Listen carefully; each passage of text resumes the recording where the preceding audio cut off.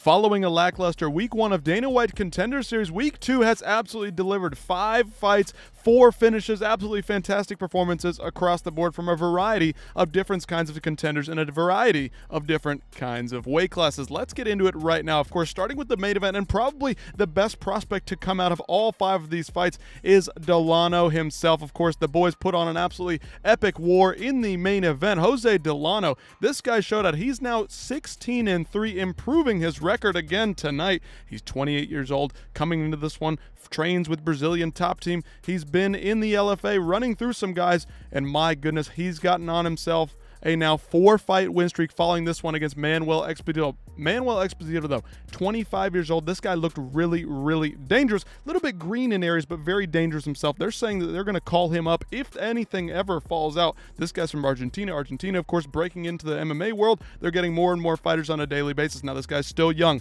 Delano, though, 28 years old. This guy's ready for top 20, top 25 competition right now. He showed all the skills, grappling defense, quick feet on this, quick footwork, that is, in the boxing, quick angles, all kinds of strikes, combinations, beautiful work from him all across the board. Not a lot of ground game implemented today by either of these guys in the main event, but this guy did show some defense in the clinch, showed some defense on the ground that I like to see. I like to see guys mix it up, throw some elbows, throw some knees. Absolutely beautiful performance. And speaking of elbows and knees and a long and lanky guy, Cameron Ralston fighting out of the team over there in New Zealand with the boys, Israel Adesanya, Carlos Olberg, all of those guys down there. This is a guy they're all excited for. 12-3 is now his record. Of course, he faced Torres Finney not too long ago. That was last season. He got 3 wins over the course of the last calendar year. I mean, this guy's been on a heck of a streak now himself. 4 fights in a row. Before that Torres Finney lost, though, had a bunch of wins going into that one as well. That one not a lot of damage on Torres Finney's side, so you could say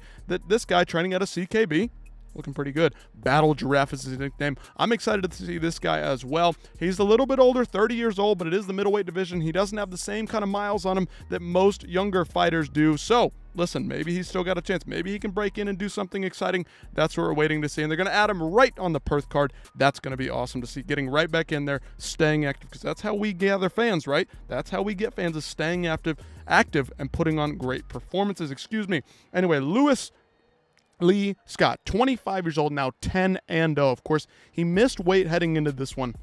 I don't like when guys miss weight. It shows a level of unprofessionality. I don't like when guys don't get finishes. That shows a level that is not hungry, correct? But this guy got the finish, fought through adversity in moments, couple of heel hooks, couple of ankle lock submissions attempted on this guy. He showed all kinds of defensive on the submission, took some big shots on the feet. This guy showed every aspect of the game that you need to see from a 25-year-old. Is he green in some areas? Does he need to mix it up more? Yes, in my opinion, he does. But this guy's got clean and crisp striking on the feet, and I loved what I saw from him. The deficiencies, he showed that he can fight through adversity and get a win and get a finish. I like to see finishes, but we'll see in the main event, of course.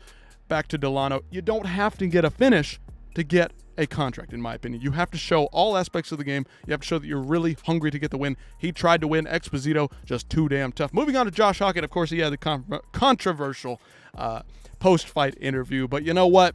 We throw all that aside sometimes. We have to. Sometimes these guys are just a little goofy, a little bit of Colby Covington-esque. It was funny. It was silly. It is what it is. We got to move past it. It is what it is. Look at the fight itself. He showed a wrestling and a cardio basis, which not a lot of heavyweights have. Now, this guy is not a big heavyweight by any means. I don't believe he even weighed in anywhere near the heavyweight limit. Of course, this guy's 27 years old, young himself, former NFL player, 6-0. He's looking pretty damn solid himself. Of course, he was fighting in Bellator for a time, then he came back to LFA. Now on the Contender Series, gets himself a win, gets himself a contract, showed the wrestling, showed the grappling, showed that he could break down another very dangerous heavyweight in Guilherme. But you know what? Aside from the post-fight interview, this guy had a flawless night. Really didn't take a lot of damage either. I was impressed by Hockett. And then, of course, the first fight of the night, Ramiro Jimenez taking on Kuozi. That guy looked really, really dangerous. He came to fight. He was pretty damn tough, but Jimenez showed a composure that you need to have in the UFC, a calmness that you need to have in the UFC. Somebody that can go for a finish and gun for a finish, but not be too aggressive to lose too many positions. This guy's now 11-0, fighting out of Mexico, 26 years old, another young fighter. A lot of young guys tonight, okay? Of course, here we go. Jimenez, 26. Hockett, 27.